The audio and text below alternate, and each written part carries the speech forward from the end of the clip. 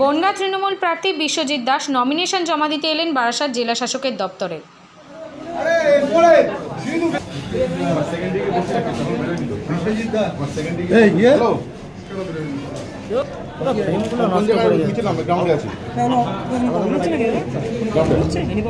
তোমাদের না ওই তোমরা বুঝে যাও তো।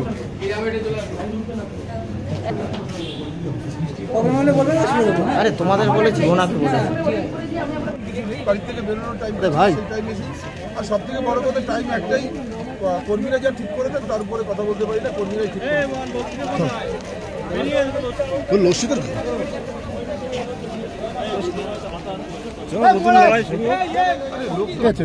মাথা ঠিক নেই ওর, আরো গরম করেছে। তারপরে অসীম সরকার যা বলেছে তারপরে আমার মনে হয় সেটাই সঠিক।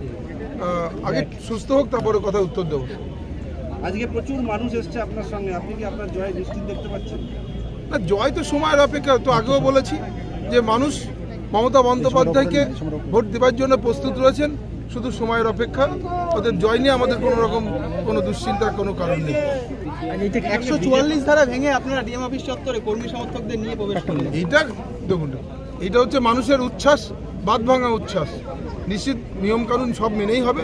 হয়তো একটা গেট তো আগে ঢুকেছে, সেটা আর কিছু না। আপনি প্রথমে যে গেট দিয়ে ঢুকতে গিয়েছেন সেখান দিয়ে বাধা দেওয়া হলো? না, সেটা না।